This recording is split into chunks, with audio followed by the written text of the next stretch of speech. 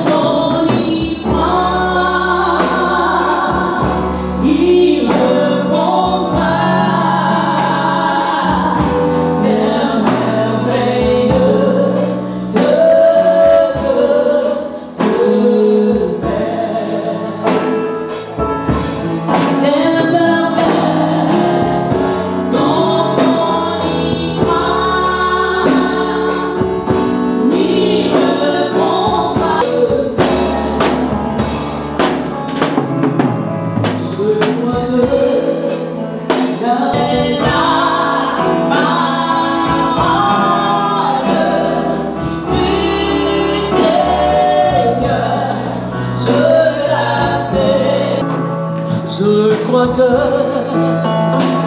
la vie est vraie.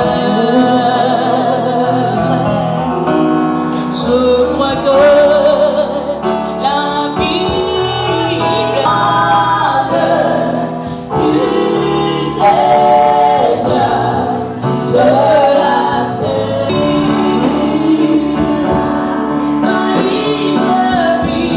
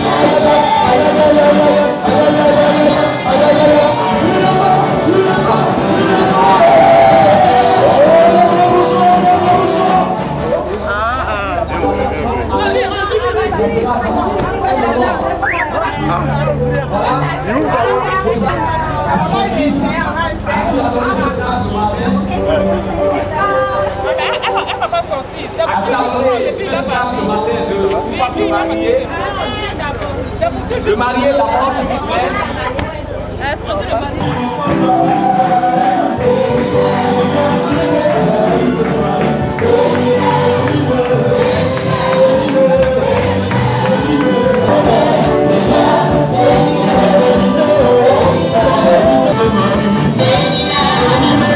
Bougez un peu, laisse la porte là. Voilà, tu suis hein.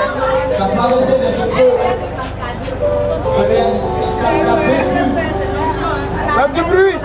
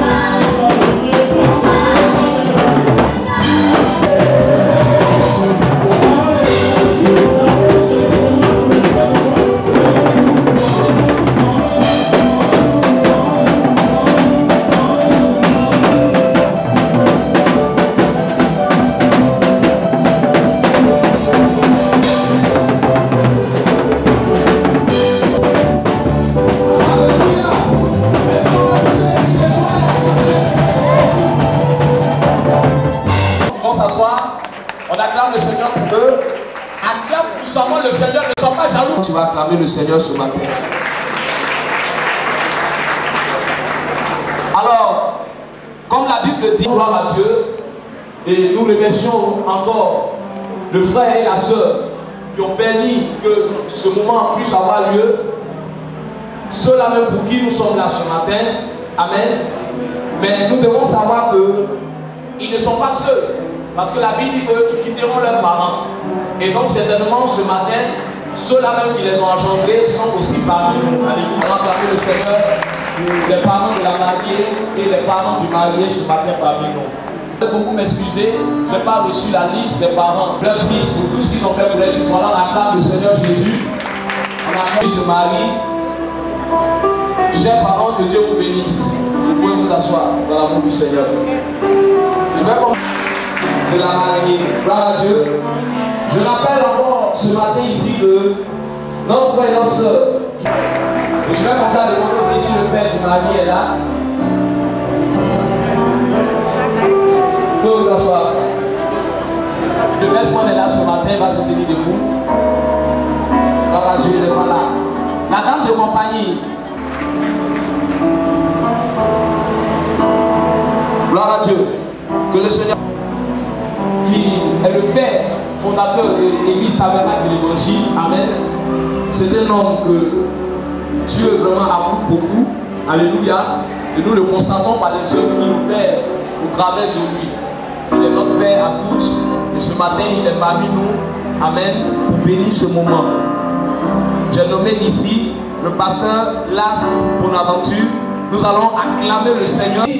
Il y a aussi des personnes, d'autres personnes invitées, des amis, des connaissances, du marié, de la mariée.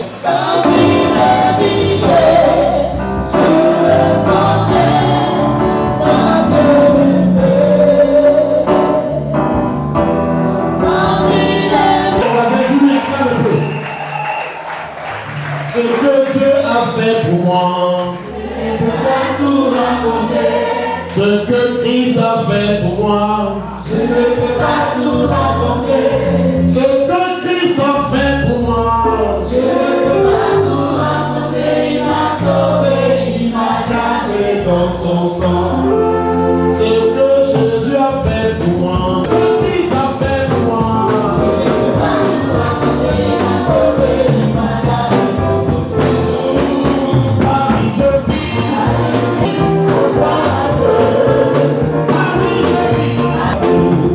Paris, je suis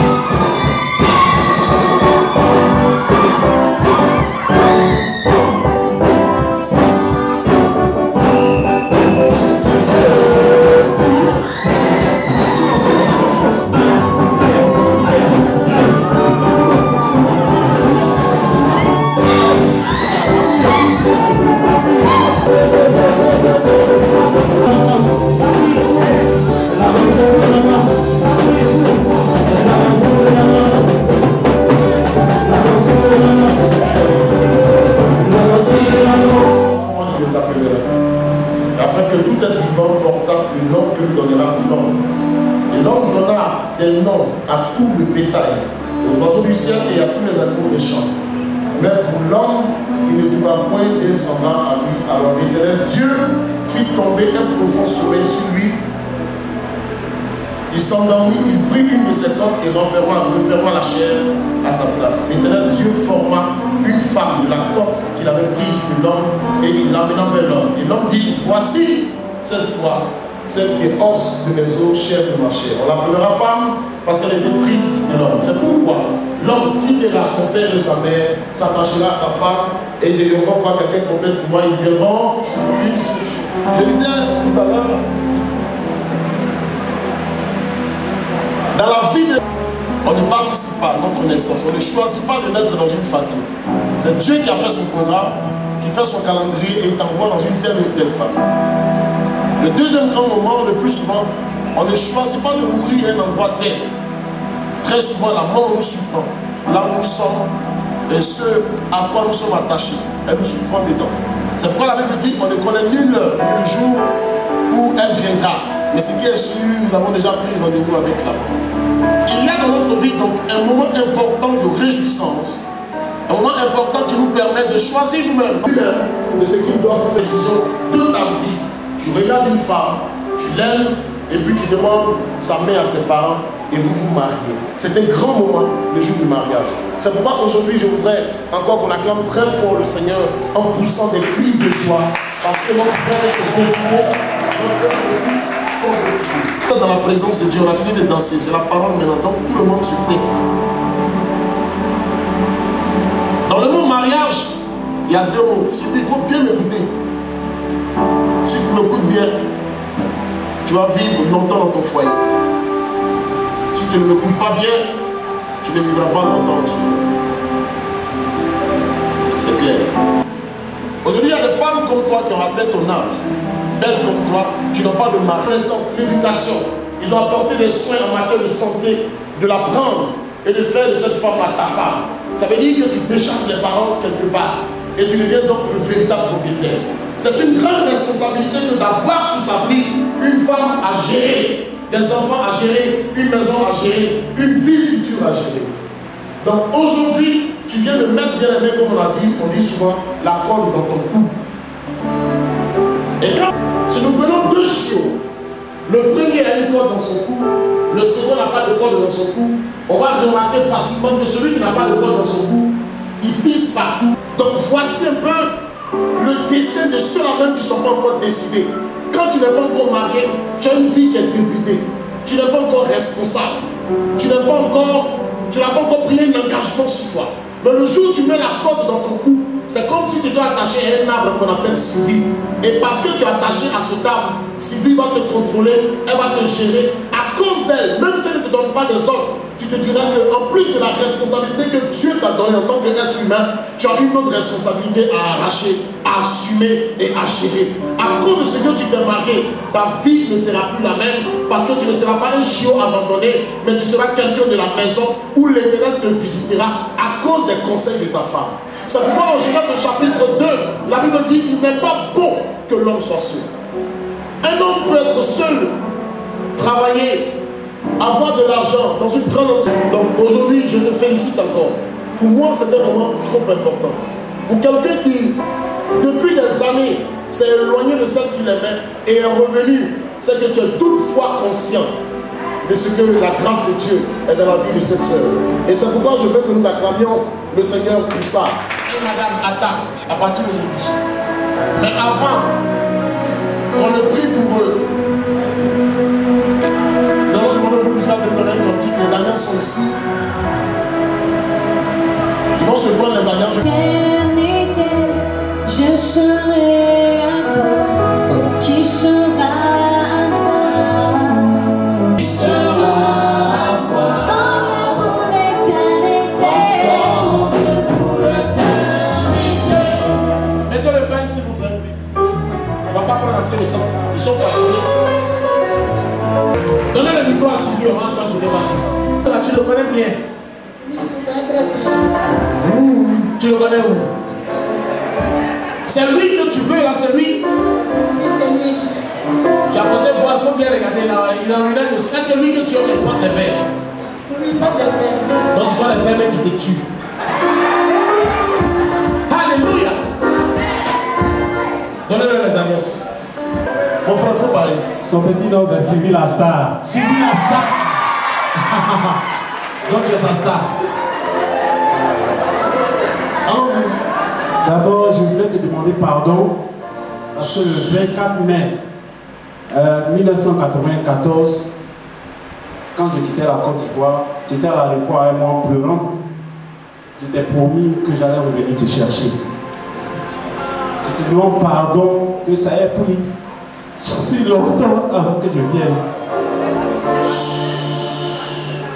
Je sais qu'il y a beaucoup d'années qui sont passées.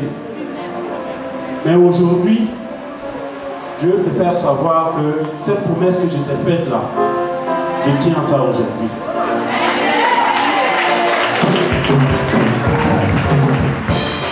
Je serai à toi, tu seras à moi. Il y a de l'émotion. Je déclare que toutes les femmes célibataires après ce mariage, que la grâce de Dieu. Il ne faut pas pleurer. Mais de toute façon, il t'a parlé, la femme lui dit ça, toucher son cœur aussi. Tu ne veux pas le bouger.